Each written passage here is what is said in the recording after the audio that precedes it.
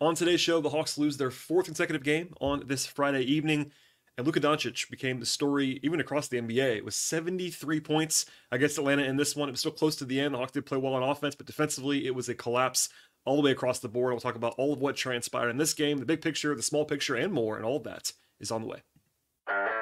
You are Locked On Hawks, your daily Atlanta Hawks podcast. Part of the Locked On Podcast Network. Your team every day.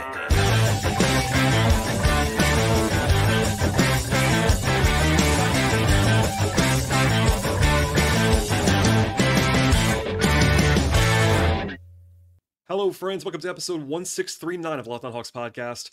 I am your host, Rowland, coming to you on a Friday evening here in late January. And today's show, we'll be diving into what became a narrow loss for the Hawks, 148 to 143. Before we dive into that game, though, I should remind you at the top of the podcast that you should really make us your first listen each and every day. Please subscribe to this show anywhere you get your podcasts, places like Apple, Spotify, Overcast, etc. on the audio side, as well as YouTube on the video side. And if you missed it, I did a show yesterday in between the games, on the Hawks between Wednesday's game and tonight's game, and it was mailbag driven, all kinds of trade stuff and cap stuff, etc. And that is still very relevant as of now. So if you missed that show, I encourage you to listen to that one and the entire archive, as well as helping us spread the word about the podcast. But with all that said, this is a game that was a wild one on this Friday. It was kind of like Bizarro World in a lot of different ways. It was a profoundly weird game. It was also sort of a historic game, to be honest with you. Unfortunately, not for the Hawks. But in the end, a fourth straight loss for Atlanta. They now fall to 18-27, including a dismal 8-13 at State Farm Arena this year. And the biggest story of the night, objectively speaking, was Luka Doncic, who had 73 points. So if you missed the game on Friday and you're waking up to this on Saturday morning and you're just trying to catch up on what transpired, yes, he had 73 points in the game. That is tied for the fourth most points scored in an NBA game ever. Also, it was the most points ever scored against the Hawks by 12. The previous record against the Hawks was MJ in I believe it was 87, something like that, long time ago. Also a new building record at the former Omni/Phillips Arena/State Farm Arena by 18 points. The previous record was Kevin Durant with 55. So I have all kinds of stats. I will maybe not give all of them, obviously, on a Hawks podcast, but he was dominant in the game. And beyond that, the Hawks just could not stop anybody in this game. We'll talk about that more in a second, but it was certainly a defensive collapse in this one, is the way I would put that now. And yes, the Hawks have some interesting matchups coming up in the future. This is the start of a 6-game homestand for Atlanta after lots of travel and weirdness, but they were in this game all the way to the end. It was competitive despite all those crazy numbers from Luka. But the Hawks offensively were pretty good. Defensively, not so much, and the end result was a 5-point home loss for the Hawks. Again, their fourth in a row. So all that says, what we do on the podcast, if you're a new listener, is kind of dive into the big picture, kind of takeaways and observations from the game, and then in the middle of the podcast, we'll talk about kind of how it unfolded with a little bit more detail and nuance in between things, and then at the end of the podcast, we'll talk about kind of how all the players participated in this game, not necessarily grades, but kind of just evaluating all the player stuff analysis-wise, and yeah, the Hawks are actually slightly favored in this game, according to our friends at FanDuel Sportsbook, because by the time tip-off actually arrived, they were I don't want to say healthier, but certainly they were at closer to full strength. Trae Young returned in this one. He cleared the concussion protocol on Friday, and after missing 2 games, he played in this one. Clint Capella was questionable with a calf contusion, so not 100% healthy, but certainly ended up playing in this one. I got questions about DeAndre Hunter a lot in the last couple of days. He was out again today, his 18th straight missed game with right knee inflammation. And the Hawks have been pretty tight-lipped about his updates. It's been 17 days since the last update formally by the Hawks.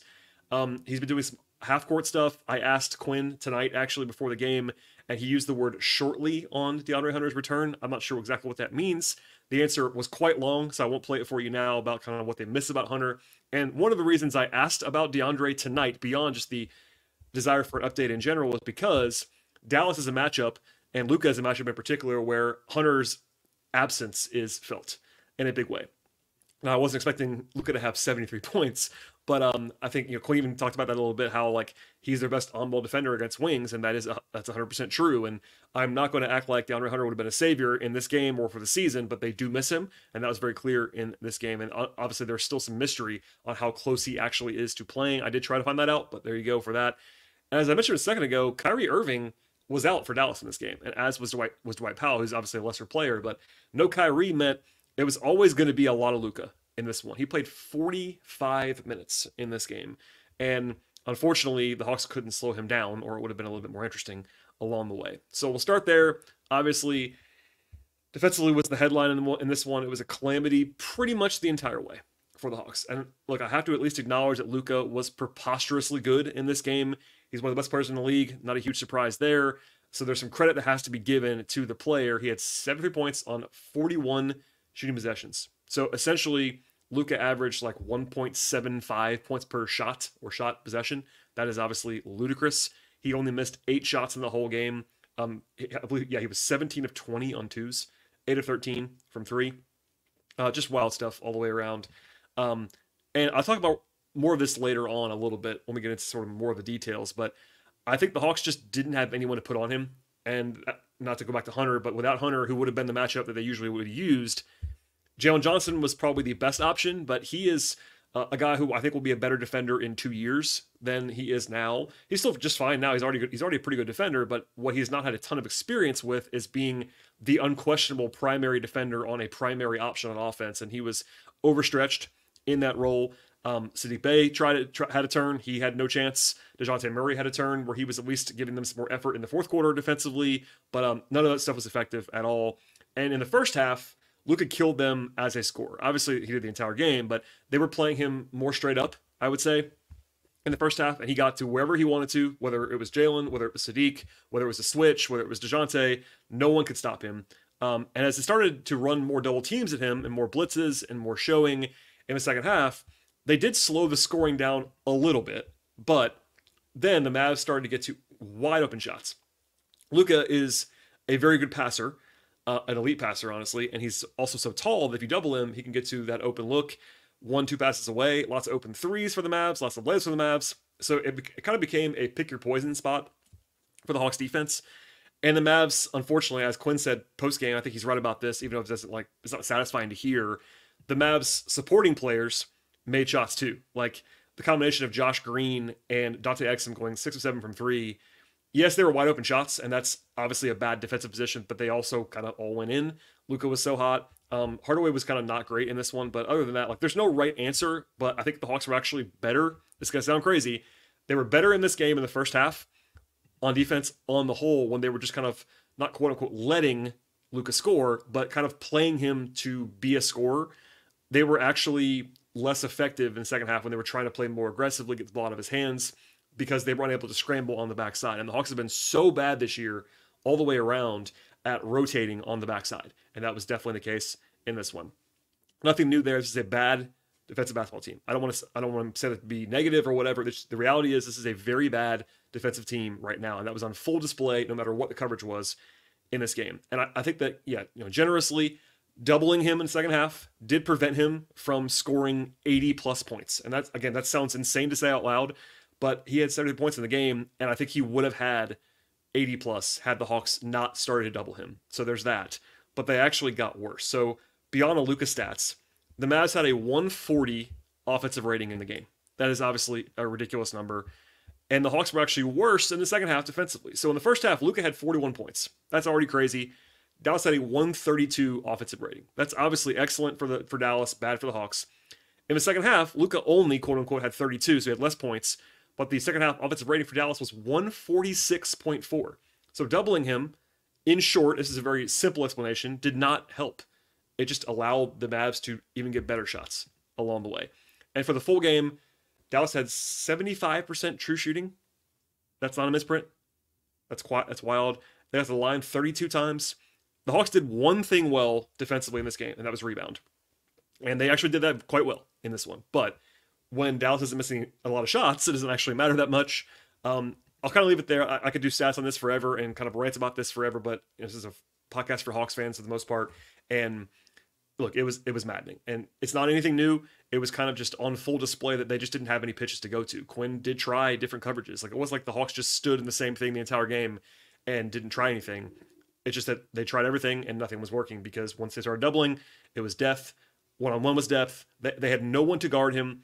So when they loaded up on it, it just opened up everything else, and they executed. And hats up to Dallas, hats up to Luka. They were both really good in this game, but it is what it is. Quickly, before we turn to the play-by-play and kind of the game flow portion of this podcast, no one wants to hear this, and I understand that, but my job is to give you the comprehensive picture of what transpired in this game. And I have to say, the offense for the Hawks was actually good. Like, capital G good. They had a 134 offensive rating in this game. That is excellent. Like, really good offense most of the way. They were 15 to 34 from three. They had 65% true shooting. They got to the line 30 times. They had 32 assists. They had 7 turnovers in the whole game. That is an incredibly good ratio. They had 4.5 times as many assists as turnovers. They had 5 guys with 16 points or more in the game. They had 8 guys with 8 points or more in the game. They were really good offensively. Were they perfect? No. But, man, when you're going to lose a game, when you score like the way the Hawks did in this game, it's tough. And I have to, coming into the night, and I've said it before on the show the last couple of weeks, but just to put some numbers on it, the Hawks were near the bottom of the league in offensive rating over the last 10 games. And for this Hawks team, that is really rough because they're an offense-first team. Now, part of that is that Trey missed some time, and they are not the same team without Trey, no matter what anybody says about that. The Hawks are not better without Trey. It is what it is. But with him back, they did bounce back offensively in this one. They actually executed very well. It wasn't like anybody was like individually perfect, but Jalen had a good game. Trey had a pretty good game. DeJounte made some big shots along the way. Bogey got hot at one point. So, like, there were lots of positives on offense. It's just that the defense was so bad that it didn't matter. And, the big story last was going to be Luka. That's certainly earned in this case, and it was history. I have never been at a basketball game that was like the one tonight in a lot of ways. Just the sheer insanity of it all and the numbers, and 73 points. It's just wild to give up. But, in the end, as far as the Hawks are concerned, it's a 5-point loss. They were in the game all the way to the end, but another one going to go in the wrong way. And it's unavoidable to look ahead to the deadline in a couple of weeks and just kind of point to, like, this team's going to have to change some stuff. We all kind of know that already, but that was another reminder tonight to be sure. All right, we'll have more on this game coming up, I promise you, on that. And before we get to that stuff, though, a word from our sponsors on the podcast today. Today's show is sponsored by eBay Motors, and our partners over there at eBay Motors have teamed up with Locked On Fantasy Basketball host Josh Lloyd to bring you some of the best fantasy basketball picks each week, all season long. Whether you're prepping for a daily draft or scouting the waiver wire in your fantasy leagues, every single week we'll have you being provided with some players that are guaranteed to fit on your roster from Josh. So let's see now who Josh believes has picked out for us on this week's edition of eBay's Guaranteed Fit Fantasy Picks of the Week. And as always, Josh has a full list of guys to highlight this time around, but we're going to focus on one of them, and that is rookie standout Brandon Miller from the Hornets. Josh notes that Miller is in line for a big uptick in usage with Terry Rozier now traded to Miami from Charlotte. Kyle Lowry not going to report to the Hornets, so more opportunities for Miller, who's been playing very well in recent days. Last 5 games, including tonight for Brandon Miller, 20 points a game, 54% shooting, and lots more usage along the way. For the season, he's averaging about 15 points a game, shooting well from 3. Certainly, he's in line, I would say, for all he can eat now with Rozier away, and the Hornets clearly in rebuilding mode as they already have been, but certainly even more so now. And also, of course, Miller has real talent as a number 2 overall pick. Lots of talent there, and Josh still believes that he is a buy low, or at least as someone who should be buying on the way up when it comes to Locked On Fantasy Basketball podcast, as he is sharing with you all the time. And he will always help you with winning your fantasy championships. And eBay Motors, by the way, knows about championship teams, and they know that it's all about each player being a perfect fit for your roster. It's the same, by the way, for your vehicle. I'm on the road a ton for work, including tonight, going to Hawks games all over the place, and there have been times when I actually needed to find upgrades for my car, even to just find a fix for a part or two, keep things running and on schedule. And the best possible place to do that is eBay Motors. With over 122 million parts for your number 1 ride, you can make sure that your car or truck stays running smoothly. They have brake kits and roof racks and LED headlights, bumpers, whatever your vehicle happens to need, eBay Motors is going to have it for you. And with eBay Guaranteed Fit, it's guaranteed to fit your ride each and every time, the first time, and if it doesn't, your money is coming back to you. Plus, at these prices, you are burning rubber and not burning cash. Keep your ride or die alive right now at ebaymotors.com. One more time, that is ebaymotors.com. eBay Guaranteed Fit is available only to U.S. customers. Eligible items only. Exclusions apply. All right, and to the game flow in this one. Actually, Jalen Johnson had a good start to this one. He was their most efficient scorer in this game. First 7 points for Jalen in this one. As I mentioned before, he guarded Luka a lot. This is not me picking on Jalen at all. I think that he was their best option against Luka in this game, but he's not used to being the primary guy. And I think he'll keep growing in that role. He'll do that more often, but not his best work. Not that it was for anybody in this one. And generally speaking, they had no options against Doncic all the way, which I talked about before. He had 18 points in the first 9 minutes of the game. That was only the start of things, of course. They played 9 guys in this one, did the Hawks. The same guys who've been playing every game recently, other than Trent Forrest, did not appear with Trae Young back in the lineup. And Patty Mills was only a fringe participant, only 5 minutes for Patty. So it was mostly 8 guys that played, although Patty got some time in that first half.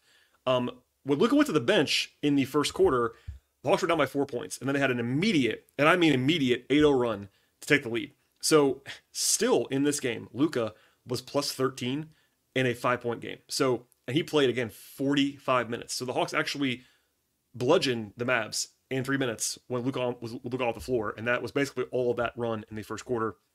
The Hawks, again, started playing well offensively. They were up 4 at that point, and that was their largest, I think, of the whole game. That was their biggest lead.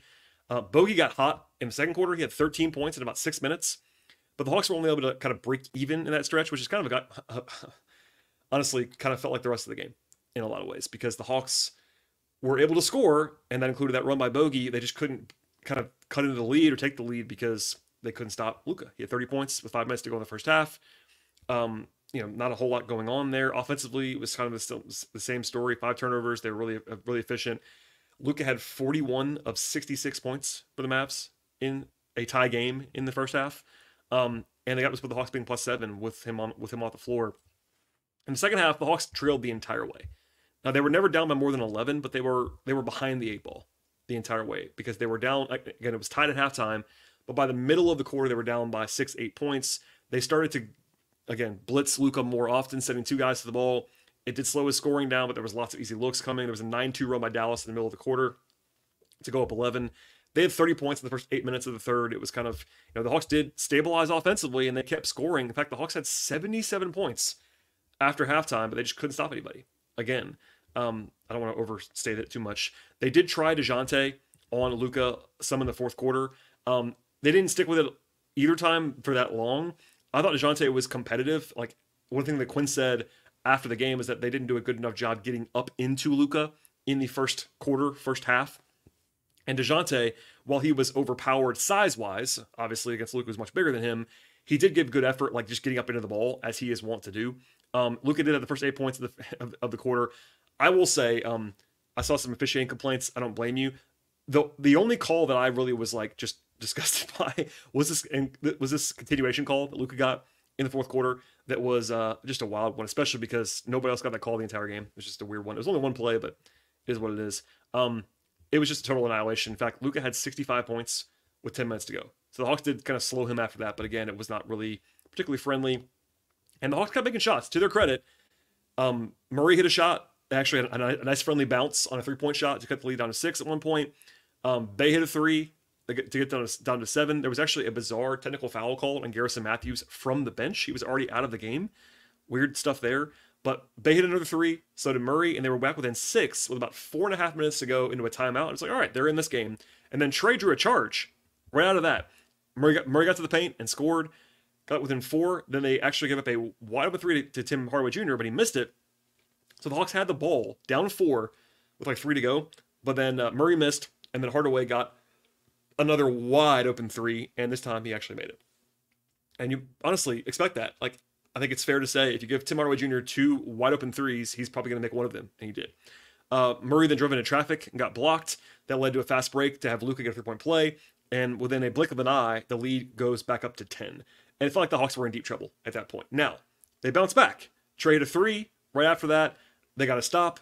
Jalen scored. Hardaway blew a layup. In fact, the Mavs had 3 possessions in a row that ended with a miss from within 5 feet. So the Hawks were down 10 and honestly on life support. But then Dallas, really the only time in the whole game, didn't really put the Hawks away. They had these 3 possessions where they had not like wide open layups, but certainly like bunny adjacent shots, and they missed all 3 of them. And then Murray got downhill, got fouled. He missed the first free throw, and he made the second one, and the Hawks were within 3 with 1:40 to go. And that was as close as it got from there because they allowed Dante Exum to have a wide open 3. Luka swung it to him. Again, Exum's not a great shooter, but it was a practice wide open 3. So, sometimes you miss those shots. Sometimes you make those shots. He made that one. And the Hawks did go quick. Jalen scored to get back to 4, and then Luka split a double team between DeJounte and Clint Capella and got downhill. Jalen fouled him at the rim, 3-point play, and the Hawks were down 7 with about a minute to go. And at that point, you're not dead, but you're close to dead.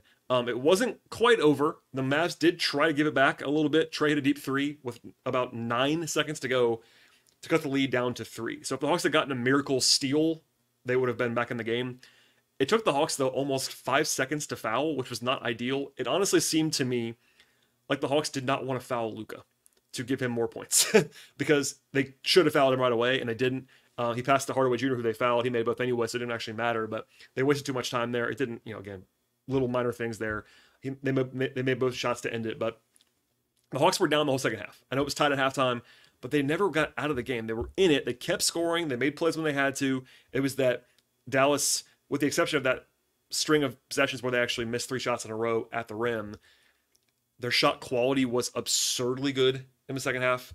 Not only was Luka scoring, as he still had 32 points in the second half, but the threes they got, were, again, practice open shots for the most part. And it was an all-quadrant defensive collapse from the Hawks in this game. No question about that. Dallas is really good offensively. There's nothing to be said otherwise on that.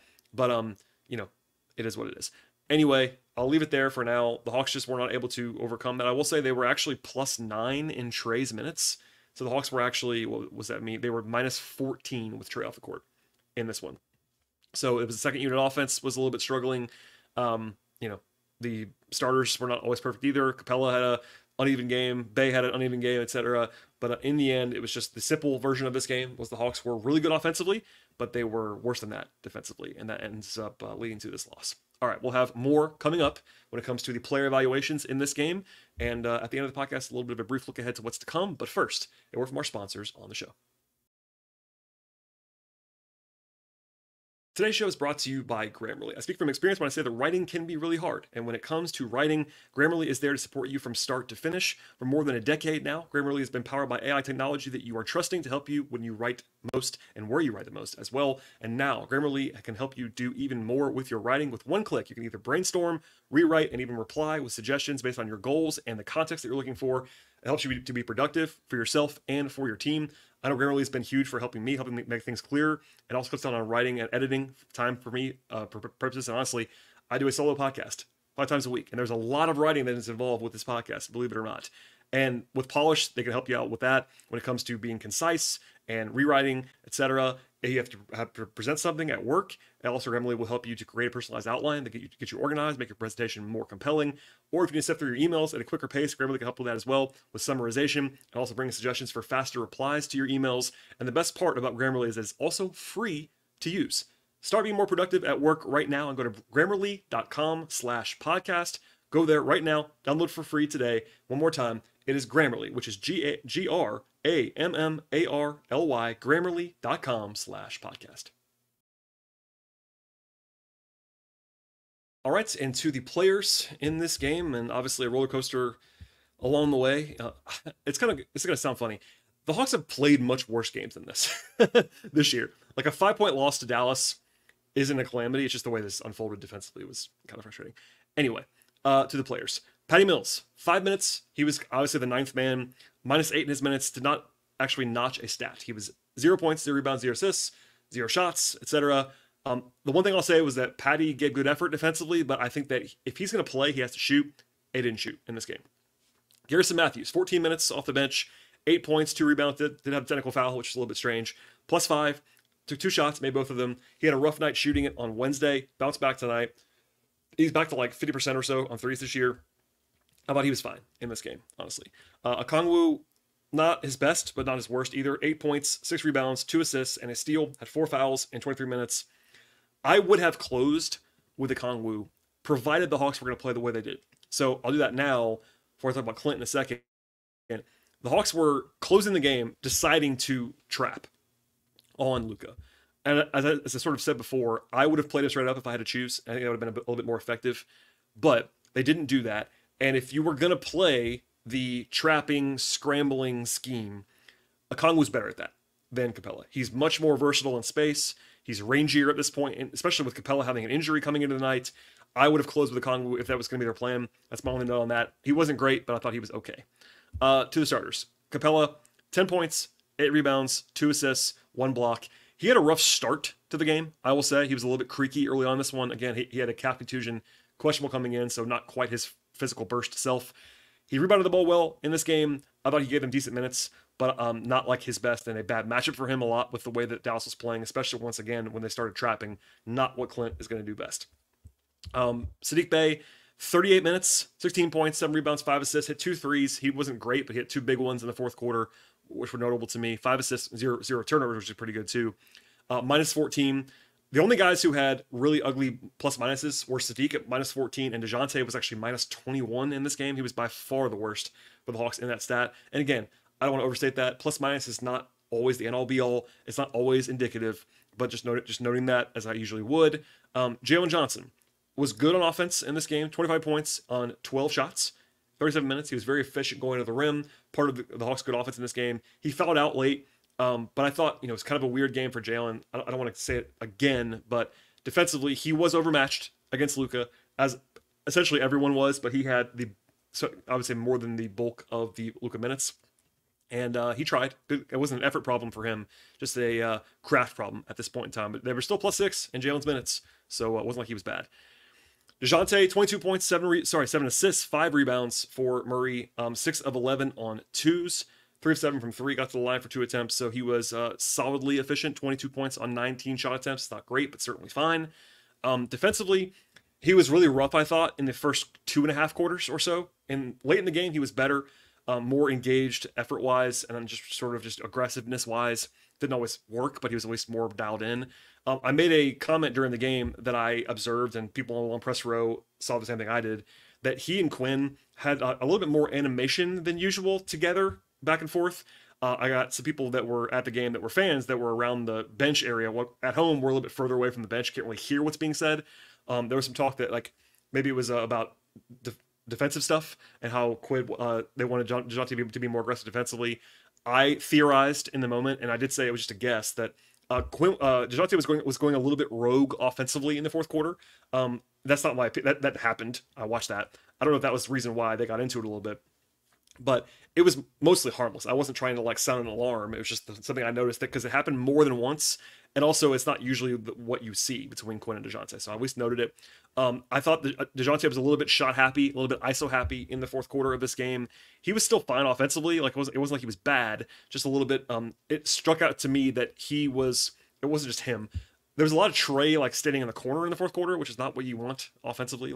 It's different if they're playing off each other, but it was kind of like the DeJounte ISO show for a while, which I didn't love. But I thought he was fine defensively. No one was good, but it is what it is. And lastly, Trey.